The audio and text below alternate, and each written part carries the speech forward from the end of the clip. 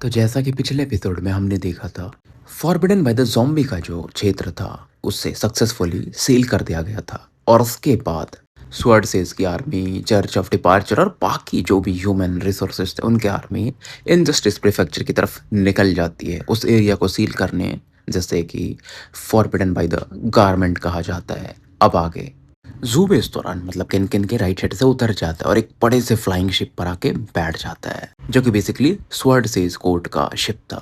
साथ में लेकिन ब्लड स्मेल्टर भी वहां पर थे। जो उनसे पूछने आया था फॉरबिडन बाय द ज़ॉम्बी के बारे में, क्योंकि जो को याद था, देखो जब वो यहाँ पर गलती से एक बार देखा था इसने, तो उसे एक गोल्डन हैंड दिखाई दिया था ब्रॉन्ज स्टोर से, टैबू ट्रेजर से, जब ये अपने को मतलब एडजस्ट कर रहा था उस समय की बात है। तो ब्लड स्मेल्टर यहाँ के बारे में बताते हैं कि ये जगह भी वैसे ही बना था जब वो ब्रोकन फेस ऑफ गॉड का आंख खुला था, तो दूसरी बार कि वो आंख ने यहाँ पर 2 बार देखा था और उस दरवाजे की तरफ देखा था। तो अगर देखो एक बार देखते हैं तो वो फॉरबिडन रीजन बनता है, मैदान क्षेत्र बनता है, और 2 बार देखती है तो मैदान बन जाता है। मतलब वहां पर जो करप्शन का पावर होता है अलग लेवल पे चला जाता है। इतना डिटेल में वो किसी और को तो नहीं बताते, लेकिन अब सू पूछ रहा था तो बहुत सारी चीजें बताते हैं और उस चीज़ों के बारे में भी बताते हैं कि फॉरबिडन बाय द ज़ॉम्बी का जो एम्परर है वो इन्हीं एनर्जीज से बना था। इसलिए जब वो दरवाजा खोला, थोड़ा सा भी वो एम्परर जो कि फॉरबिडन बाय ज़ॉम्बी का था वो रेजिस्ट नहीं कर पाया और उस दरवाजे के अंदर जो भी है उसने उसको डिफोर कर लिया। बेसिकली वो लोग वेट कर रहे हैं गॉड फेस का आंख तीसरी बार खोलने के लिए, क्योंकि ऐसा होगा ना तो ये जो पूरा एरिया वो गॉड डोमेन में बदल जाएगा, क्योंकि फॉरबिडन ग्राउंड तो अब बन चुका है। तीसरी बार मतलब गॉड डोमेन, उसके अंदर जो भी है वो लोग जाग जाएंगे। अब सू पूछता है फॉरबिडन बाय द फेनिक्स के बारे में बताइए। रेड स्मेल्टर बोलते हैं वो जगह अलग है। फॉरबिडन बाय द फेनिक्स जो है ना, उसका जो बोल सकते हो कि फाउंडेशन है वो एक वस्तु नहीं है, बल्कि फ्लेम फेनिक्स खुद है। और फ्लेम फेनिक्स सो नहीं रहा, वो जागा हुआ है। वो भी वेट कर सकता है गॉड की आंख तीसरी बार खोलने के लिए, और नहीं भी वेट कर सकता है, अपने थ्रू भी ऊपर जा सकता है, क्योंकि फ्लेम फेनिक्स अलग है। केन नेसुरान जो कि सुन रही थी, ऐसे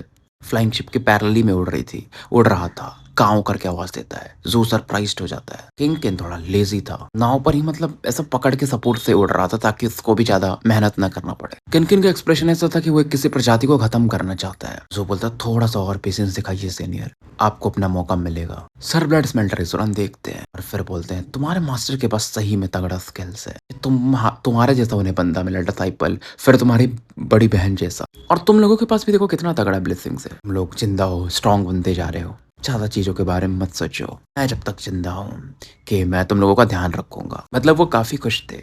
जो बोलता है मैं और मेरी बड़ी बहन, तो मेरे हमारे जो तो बड़े भाई है, मतलब एल्डेस्ट ब्रदर और थर्ड ब्रदर, उनका क्या। ब्लड स्मेल्टर का गुस्सा तो आता है, वो लोग भूल ही जाओ तो अच्छा है। तुम्हारा तीसरा भाई, थर्ड ब्रदर, इतनी लड़कियों के पीछे पड़ा रहता है कि होली डॉटर को ही सेड्यूस कर दिया इमॉर्टल सोसाइटी के। अब उन्होंने उसको पकड़ लिया है, भाग नहीं पा रहा है। वो पावरफुल रहता तो कुछ कर पाता, नॉर्मल इंसानों के जैसा रह रहा है वो इमॉर्टल सोसाइटी में।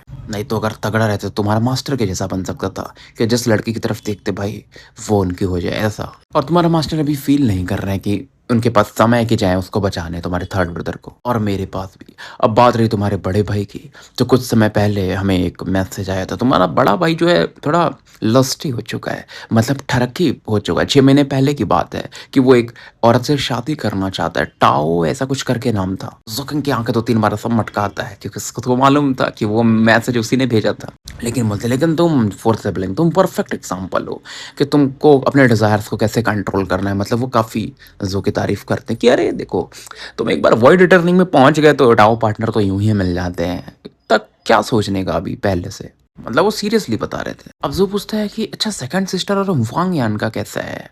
ब्लड स्मेल्टर थोड़ा गला साफ करते हैं, किन की तरफ देखते हैं, फिर बोलते हैं वो थोड़ा अलग है। तो सरप्राइज होता है कि इसको याद आता है कि एक बार जब वो टैबू ट्रेजर से देख रहा था, वांग यान की तरफ गलती से देख लिया था उसने, तो वांग यान को पता चल गया था कि जूस की तरफ देख रहा है, कुछ तो है बात। मतलब इसको मालूम था, लेकिन भाई सबके अपने सीक्रेट्स होते हैं। फिर उसे ये भी याद आता है कि वांग यान ने बोला था कि मेरा एक फ्रेंड है काउंटी कैपिटल में जो कि तुम पे ध्यान रखेगा तुम्हारा। जू की धड़कनें बढ़ जाती है कि वो किन की तरफ देखता है, क्योंकि किन ऐसे ही मान गया था ना इसकी मदद करने के लिए।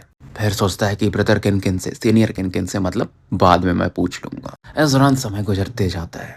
फिलहाल ये लोग देखो नाव से तो उड़ते ठीक है, लेकिन टेलीपोर्टेशन वगैरह भी बीच बीच में यूज कर रहे थे। 3 दिन के बाद आर्मी लगभग 6 घंटे की दूरी पर थे शायद उस प्रीफेक्चर से, इनजस्टिस या जो भी है। और ज़ू को बहुत सारी चीज़ें ब्लड स्मेल्टर बताते हैं, सेक्ट वगैरह के बारे में, क्या चीज़ वो मिस कर रहा है अभी। और कुछ समय ये ग्रैंड एल्डर के साथ बिताता है। Criteria division, forbidden the by the government के बारे में भी पूछता है और बताता है अपना। उसके थ्रू ये लोग एक स्ट्रैटेजी बना लेते हैं। ज़ू बोलता है कि वो मतलब फॉरबिडन बाय द गारमेंट जो है वो गारमेंट फोक टेरिटरी के जस्ट बाजू में है, यहाँ पर बहुत सारा करप्शन है और वो जगह जंगल की जैसा नहीं है। और फॉरबिडन बाय द जो गारमेंट है उस वो भी लगभग अंडर द कंट्रोल आ चुका है, लगभग सील होने वाला था। जितना स्वॉर्ड्स कोड को पता चला है, जो ग्रैंड एल्डर के पास मैसेज वगैरह आ गया था। और ये इन्फॉर्मेशन ऑब्वियसली जो किंग बताता है, क्योंकि किंग क्यों ने ये सब इन्फॉर्मेशन कंपाइल किया था, क्योंकि मेन जो स्वॉर्ड्स ऑब्वियसली काउंटी कैपिटल में है। तो ग्रैंड एल्डर भी कहते हैं फिर हमारी मदद से वो जल्दी सील हो जाएगा, जैसा कि फॉरबिडन बाय द ज़ॉम्बी हो गया था। ज़ू की नजरें जाती हैं ऑगस्ट स्पिरिट पे, नॉर्मल इंसानों की जैसी दिख रही थी। ज़ू जब उसकी तरफ देखता है तो उसका गुस्सा तो आता है और दूसरी तरफ वो देखने लगती है। फिर ज़ू बोलता है छोड़ो यार, अपने को क्या करना है। वो ग्रैंड एल्डर से डिस्कशन करने लगता है। और जैसे आर्मी करीब पहुंच चुकी थी इनजस्टिस प्रीफेक्चर के, तो ज़ू जा करके राइट हेड के पर मतलब किन बर्ड के बैठ जाता है। बॉर्डर ये क्रॉस ही करने वाले थे, तभी पूछता सीनियर किन आप वांग को जानते हैं? किन काव करके बोलता है और उसकी जो आंखें थी ज़ू की तरफ देखती है। ज़ू बोलता है कि सीनियर किन हमें डिवाइन विल से बात करना चाहिए। किन की आंखों में ऐसा एक डिस्प्लेजर आता है कि काव फिर से बोलता है। फिर से एक काव की आवाज मारने वाला था, तब भी जमीनी क्षेत्र की तरफ वो देखता है। इसके लिए पूरी आर्मी देखती है। जस्टिस प्रीफेक्चर पे ये लोग पहुंच चुके थे कि वहां से एक स्ट्रॉन्ग और ऑफ डेथ की फीलिंग आ रही थी। इतनी तगड़ी वो फीलिंग थी, इतना तगड़ा वो हो रहा था डेथ का, कि आसपास के आसमान का कलर चेंज हो जा रहा था। ज़ू को तो याद था ना भाई, यहाँ से पहले भी गया है। तो गारमेंट फोक एरिया को कंट्रोल करते हैं 20% हिस्से को एटलीस्ट, तो वो जगह काफी कलरफुल दिखता है। लेकिन फिलहाल जो पूरा क्षेत्र था वो राख वाले कलर के जैसा दिख रहा था। ऐसा लग रहा था मतलब देखो सुबह के आसपास का शायद समय था, लेकिन फील ऐसा हो रहा था कि शाम हो चुका है। और जब इनकी आर्मी पहुंचती तो बाकी जो यहाँ पर पहले से आर्मी थी इनजस्टिस प्रीफेक्चर की, वो उन्हें देख लेती है। और ऑब्वियसली सभी लोग तो स्वॉर्ड्स के अंडर में ही कमांड में थे, मतलब काम कर रहे थे। और बेसिकली जो क्षेत्र था ना, एक गारमेंट ही था बेसिकली पुराना, वो पूरा क्षेत्र था उसका, वही फॉरबिडन क्षेत्र था। तो ये लोग उसे अब सप्रेस कर रहे थे, तो वो भी अटैक कर रहा था। ब्लैक रंग के एनर्जी के धागे आ रहे थे, रेसे आ रहे थे एनर्जी, जो कि अगर किसी को टच करते तो वो खत्म है। इस लेवल का करप्शन था उसके अंदर से, खतरनाक एविलोरा को फील किया जा सकता था। अब जब एम्परर रिसीविंग प्रीफेक्चर की आर्मी आती है तो बहुत सारे कल्टीवेटर देखते हैं और एक्साइटेड हो जाते हैं, जो यहाँ पर पहले से थे। और जूने पहले ही बता दिया था आपने वो कमांड टोकन से इनजस्टिस प्रीफेक्चर के सॉर्ट से इस कोड को कि वो लोग आ रहे हैं, तो उनको तो पता था, तो वो लोग सरप्राइज नहीं थे। तो यहाँ के जो ग्रैंड एल्डर थे ना इनजस्टिस प्रीफेक्चर के सॉर्ट से इस कोड के, वो एक मिडिल एज्ड कल्टीवेटर थे। और वो तुरंत थैंक्स बोलते हैं जू को, सेक्रेटरी जनरल जू बोल के, और फेलो डाविस्ट वगैरह करके बोलते हैं। जू जानता था ये सब बात उत करने का तो समय नहीं है। वो किन बर्ड को इशारा करता, ये बर्ड एक क्राई मार गॉड लाइट, तुरंत वो जो ब्लैक फ्यूनरी गारमेंट था ना, जो कि बेसिकली एक डेथ एरिया था बोल सकते हो या फॉरबिडन एरिया था, वहां पर अपने गॉड लाइट को प्रकाशित कर देता है। ब्लैक एनर्जीज जो कि अटैक कर रही थी बेसिकली वो कोलैप्स होना शुरू हो जाती है। और एम्परर रिसीविंग प्रीफेक्चर के जो लोग थे वो भी अब वो फॉर्मेशन फिर से बना लेते हैं जो यहाँ पर ऑलरेडी था, ये नैन चैंग वाला। फिर वही जो चैंटिंग ऑफ सूत्रा होता है वो करना शुरू कर देते हैं। जमीन जो था ना पूरा ब्लैक फ्यूनरी गारमेंट का, वो वाइब्रेट करने लगता है। जो लोग थके हुए थे चलो उनको भी अच्छा एक सहायता मिल गया। जू इस दौरान किन बर्ड के राइट हेड पर बैठा हुआ था, अटैक्स को देख रहा था। तब इसका ट्रांसमिशन जेट वाइब्रेट करने लगता है, एक मैसेज आता है कि मैं यहाँ हूँ मेरे छोटे भाई, क्या मैं तुम्हें देख सकता हूँ, चलो तुम फाइनली आ गए, मुझे जल्दी मदद करो। जू हैरान था क्योंकि जब 10 एंड 12 स्ट्रीट से ये लोग निकले थे उसके बाद कैप्टन से कभी बात ही नहीं हुई थी और कुछ मैसेजेस का रिप्लाई कुछ नहीं आया था। चलो उसको मालूम था कि कैप्टन को मारना लगभग असंभव है, लेकिन फिर भी एक चिंता तो होती है, कैप्टन कहाँ मिल रहे हैं। जब ये आ रहा है फॉरबिडन बाय द गारमेंट में, तब एक आवाज आ रही है उनकी। अब जू जमीन की तरफ देखने लगता है, फ्यूनरी गारमेंट की तरफ, जो कि आधा से ज्यादा सफेद औरत से कवर हो चुका था। वहां पर एक फॉग के बीच में एक बंदा दिखाई देता है जो कि हाथ हिला रहा था जू की तरफ और कप्तान की जैसा दिख रहा था, लेकिन काफी दूरी पर था, फॉग था तो आप समझ रहे हो। उसके आसपास ब्लैक एनर्जी दिख रही थी, उसके लिए फॉरबिडन बाय द गारमेंट का औरत था जो कि शायद उसे निपटाने को देख रहा था। कप्तान का फिर से आवाज आता है कि मैं कोई माया नहीं हूँ मेरे छोटे भाई, मुझे तुम्हारी जरूरत है फिलहाल। और जू ऊपर से देख रहा था, फॉग, ब्लैक एनर्जी, बहुत सारे हाथों को देखता है। कप्तान पर अटैक कर रहे थे, कप्तान भाग रहे थे और तुरंत जो बोलता सीनियर किंग किन वो मेरा बड़े भाई हैं, ज्यादा परेशानी ना हो तो सर। किन किन उधर ब्लास्ट कर रहा था अपने गॉड लाइट से। देखो फॉरबिडन बाय द गारमेंट में भी ऐसा बहुत सारे ऑरास थी जो कि अटैक कर रही थी, तो किन किन का यही था कि उनके ऑरा को डेवोर कर लूंगा। तो वो देखते और गाँव करके आवाज देते, तुरंत फॉग की तरफ बढ़ने लगते। तो जैसे ही बढ़ते थे ना, कोई एनिमीज उनके आसपास तो आ भी नहीं पाता था, ऑरा से ही डिस्ट्रॉय हो जाता था या उन्हें वो डेवोर कर जाते थे। जब वो अंदर आते हैं तो दोनों वर्ड से स्कोर्ट के लोगों का ध्यान आता है। दोनों ग्रैंड एल्डर्स भी शॉक्ड हो जाते हैं और जू जहाँ पर था ना, क्योंकि जू तो किनकिन के हेड पे ही था ना, तो वो लोग भी जू को बचाने के लिए बढ़ते हैं क्योंकि बहुत इंपॉर्टेंट बंदा है फिलहाल जू इनके लिए। ब्लड स्मेल्टर भी तुरंत आगे बढ़ते हैं। ठीक है, उनका कल्टीवेशन दोनों ग्रैंड एल्डर के लेवल पे नहीं है, बट फिर भी भाई वॉइड रिटर्निंग लेवल पे है वो। चलिए वो सबसे पहले आगे बढ़ते हैं क्योंकि जू उनके फैमिली का बंदा था। अब किन किन जहाँ पढ़ते हैं ना, वो एरिया काफी ज्यादा करप्शन टेंस था। अब जू कप्तान को क्लियरली देख पा रहा था। कैप्टन पूरा ऑल आउट जा रहे थे यहाँ से भागने के लिए। बड़े हाथ जो थे ना, बहुत तेजी से उनकी तरफ पड़ रहे थे। कैप्टन की आंखों में क्रेजी लुक था। उनकी पूरी बॉडी पर ना बहुत सारे आंख बन जाते, हाथ की तरफ पड़ जाते, एक्सप्लोड करना शुरू कर जाते हैं। इस मौके का फायदा उठाकर कैप्टन जो की तरफ बढ़ते हैं, अपना हाथ बढ़ाते मेरा छोटे भाई। वो ऊपर आना चाहते थे, लेकिन फिर भी जो दूरी थी भाई वो 300 मीटर की थी। किनकिन के लिए 300 मीटर तो कुछ नहीं है। किनकिन का जो राइट हेड था ना, वो और नीचे डिप कर रहा था ताकि पकड़ ले कप्तान को, लेकिन तभी और ऐसा फील करता किनकिन बढ़ के उसके रोंगटे खड़े हो जाते, जो पंख थे। मतलब फॉरबिडन लैंड के गहराइयों से एक अलग प्रेशर आ रहा था और वो सीधे जू और किनकिन की तरफ बढ़ रहा था। आवाज आती चोर। ऐसे ही बहुत बड़े बड़े हाथ और प्रकट होने लगते हैं जिनमें वेन्स दिख रहे थे, ब्लैक कलर के नसें जो होती हैं। कप्तान की तरफ तो बढ़ी रही थी, लाल आंखें में दिखाई देती जो कि काफी गुस्से में थी।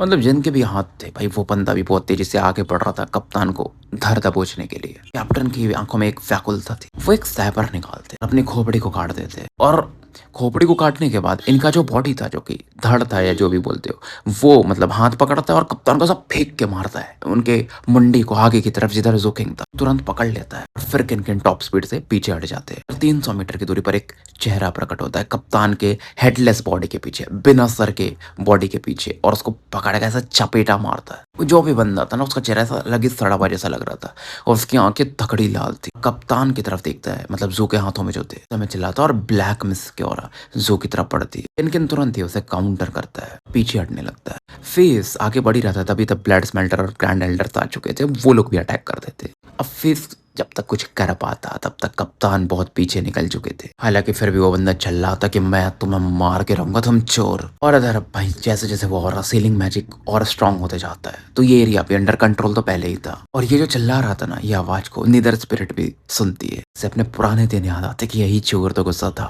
खास करके मैं तुम्हें खा जाऊंगा, डिवोर कर जाऊंगा। सेम चीज उन्होंने भी कहा था। जोकिंग भी जब ये सब सुनता है तो समझ जाता है कि यार उसकी भी थोड़ी सी फटती है। कैप्टन की तरफ देखता है। इवन किनकिन का मिडिल जो खोपड़ी था और लेफ्ट खोपड़ी था, वो कप्तान की तरफ देखता है कि ओ। इवन ग्रैंड एल्डर्स भी देखते हैं वर्सेस कोर्ट के जोकिंग की तरफ, और बाकी कल्टिवेटर्स भी। कैप्टन कहते हैं अरे मैंने कर दिया वर्सेस पैलेस के लिए कुछ बड़ा करनामा, जस्टिस प्रीफेक्चर के लिए भी कर दिया मैंने। उन लोग को मालूम है कि ये फॉरबिडन बाय द गारमेंट का जो बंदा है मेन, जो फेस है, क्यों पूरी तरह से नहीं जाग पाया? मेरी वजह से। मैंने अपने स्वॉर्ड से इस कोर्ट के लिए किया ये काम, इंसानों की मोहब्बत के लिए किया है। पर्सनली गया था मैं फॉरबिडन बाय द गारमेंट के एकदम गहराइयों में।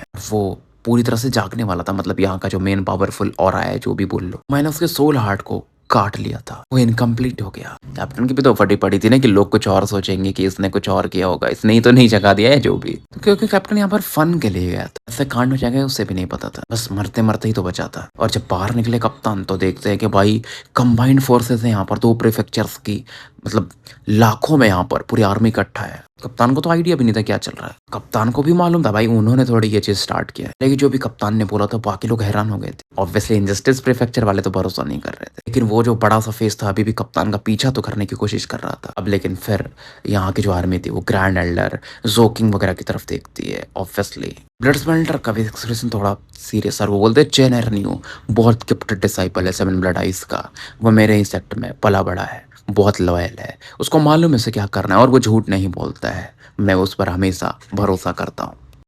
अब इवन ग्रैंड एल्डर भी ऐसा ही बोलते हैं, तो कैप्टन थोड़ा एक्साइटेड हो जाते हैं। ब्लड स्मेल्टर की तरफ देखते हैं, उसकी आंखों में, कप्तान की आंखों में एक आंसू था।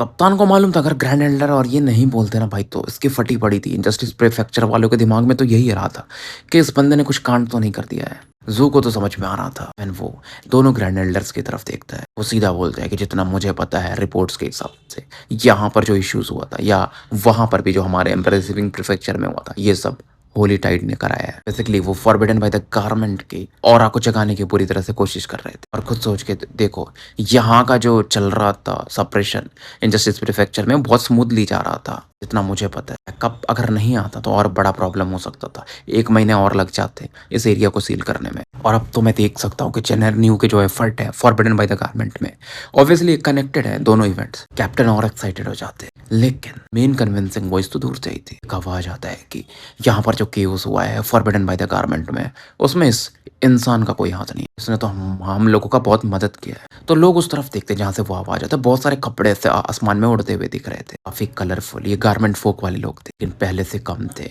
ऑब्वियसली बहुत सारे इस फॉरबिडन क्षेत्र की वजह से मर गए होंगे। जो एम्प्रेस की जैसे औरत थी ना जितने भी कपड़े थे उनमें से वो बोलती है। कैप्टन को लगता है चलो यार। तो ग्लव आके ना कप्तान के मुंह पर ही ढक जाता है। फिर कप्तान जो से बोलता है अरे मेरी मदद करो। जो उस ग्लव्स को निकालता है। बेसिकली वो जो ग्लव्स था कप्तान के मुंह में था या जो भी वो लेडी 5 फिंगर थी। जब कप्तान यहाँ पर पहली बार आए थे तो उनसे ही मिले थे ना ऑब्वियसली। और वो काफी खुश हो जाती। थोड़ी कंफ्यूज थी क्योंकि वो कप्तान शायद उसको निकल गए थे। अभी बाहर निकालते तो उसे याद भी नहीं था क्या हुआ था। अपने लोगों के पास वापस लौट जाती। तो इस दौरान कप्तान की तरफ देखते उड़ते से हो रहा था। इस दौरान फॉरबिडन बाय द गारमेंट का एरिया भी सील हो चुका था और आर्मी सब यहाँ से टेलीपोर्टेशन पोर्टल में एंटर करने लगती है। किन जो किंग की तरफ देखता और एक काऊ की आवाज देता है अब वो अलग होने वाला है यहाँ से। जितना मदद कर सकता था जोकिंग का उसने कर दिया है उसके बड़े भाई के कहने पर। हर जगह हर बैटल में थोड़ी जाएगा वो सही भी नहीं है। और किंग ने अपने डिवाइन विल को कभी यूज नहीं किया था बस फिजिकल वॉइस को यूज किया था। वो समझ जाता है। हैंक्स बोलता है किन को रेस्पेक्ट दिखाता और किन यहाँ से निकल जाते हैं। हालांकि 2-3 राउंड मारते हैं पहले गाँव गाँव गाँव करते हैं फिर निकलते हैं। अब वो जा चुके थे। जो कप्तान की तरफ देखता है जो कि इसके बाजू में खड़े थे और उनके पास घुटने के बराबर थे क्योंकि कप्तान की बॉडी फिर से अभी रीग्रो होना शुरू हुई थी। और कैप्टन कहते यार मुझे नहीं लगा था इतनी चीजें इतने कम समय में हो जाएंगी। फिलहाल ये लोग टेलीपोर्टेशन पोर्टल की तरफ बढ़ रहे थे। वो सोकिंग बोलता है एल्डेस्ट ब्रदर क्या हुआ था उस समय। तो कप्तान बताते हैं कि मैं जब वहां से टेलीपोर्ट हुआ 10 से तो मैं पहुंचा गारमेंट फॉक टेरिटरी में और मुझे ये लिटिल सिस 5 फिंगर मिल गई। मैंने पूछा कहीं हैंग आउट वगैरह कर सकते हैं क्या। हम निकल गए भाई फॉरबिडन बाय द गारमेंट में। लेकिन तभी वहां पर ना फॉरबिडन क्राउन बेसिकली 5 फिंगर को डिवोर कर गया। मैं ऐसे तो जा नहीं सकता था। मैं भी उस क्षेत्र में एंटर कर गया। तो बचाने के लिए मैं बस मरते मरते बचा हूँ। मैं तो मालूम है मेरे आसपास चीजें कितनी खराब हो जाती हैं। और जब मैं पहुंचा तो मैंने उस हार्ट को देखा। ऐसा फील हो रहा था कि ये जागने वाला है। मेरे अंदर रिवेंज की भावना थी तो मैंने 2-3 दांत गढ़ा दिए अपने मतलब खा लिए। अब जो को याद आता कि वो चेहरा एकदम करिया रहा था कप्तान को। 2-3 बाइट्स लिए थे आपने जानता था कप्तान को। अब जोफर भी बोलता है लेकिन कोई ना छोटे भाई आप बड़े भाई आप टेंशन मतलब मैं जब वापस जाऊंगा ना तो आपके बारे में मस्त लिखवाऊंगा कि आपने क्या किया है अमेजिंग का। कप्तान बोलते वाह मेरे छोटे भाई हा हा हा। कप्तान कुछ अंडे के साइज के ना ग्रीन क्रिस्टल्स निकालते हैं और सोकिंग को देते हैं। अंदर कुछ तो सील था। जो एक फ्लक्चुएशन फील करता है जैसे वो लेता है और उस चीज को ना गॉड फिंगर जो था ना इसके हेवनली पैलेस में उसके अंदर एक चाहत आती है उसे पाने की। तो पूछता ये क्या है। अब कप्तान बोलता था मालूम है मैं फॉरबिडन बाय द गारमेंट में क्यों गया था। बोला था वो पागल आदमी था वहां पर जो मेरे पीछे पड़ा हुआ था इस चीज की वजह से। अब जो पूछता और क्या खाया बड़े भाई आपने। कप्तान कहते नहीं नहीं ज्यादा कुछ नहीं। हाफ गॉड बॉडी थी उसके थोड़े से खा लिए थे। कप्तान ढकार मारते तो बोलता हाफ गॉड। कप्तान बोलते यार अब कुछ नहीं मिल रहा था जो भी मिल गया ठीक है बस छोटे भाई तुम थोड़े लेट आए थोड़े जल्दी आते ना इतने परेशानी में नहीं होता था। कप्तान कहते थोड़ा लुक तो दिखाओ यार कि तुम बहुत प्रभावित हुए हो। तुम्हारा एक्सप्रेशन ही नहीं बदलता। तू भी एकदम बड़ी आंखें कर लेता है ऐसा एकदम कि वो भाई ऐसा वाला एक्सप्रेशन देता है और ग्रीन क्रिस्टल को फिलहाल रख लेता है कि बाद में एब्सॉर्ब करेगा। कैप्टन कहते यार तुम कब सीखोगे यार। कहते तुम्हें थोड़ी और प्रैक्टिस की जरूरत है। ये फेक स्माइल वो चीजें तुम्हें आनी चाहिए। अब ये लोग टेलीपोर्टेशन पोर्टल में एंटर करने वाले थे मतलब शिप से उतर चुके थे चलते चलते जा रहे थे। तो कप्तान पूछते हैं वैसे तुम बताओ अभी तुमने क्या किया। कहता ज्यादा कुछ तो नहीं बस मुझे गॉड बॉडी मिल गई। तक टेलीपोर्टेशन पोर्टल में ये एंटर कर जाते। कप्तान का दिमाग हिल जाता है और अपने जीव को हल्का सा काटते कि हैं। अब जो को समझ में आता अच्छा आप ये बोल रहे थे कि मतलब एक्सप्रेशन ऐसा दिया जाता है। तो फिलहाल हम स्टोरी यहीं समाप्त करते हैं और मिलते हैं फिर कल एक नए एपिसोड के साथ। तब तक के लिए मैं आपका साथी एन अल्केमिस्ट AK मुसाफिर विदा लेता हूँ।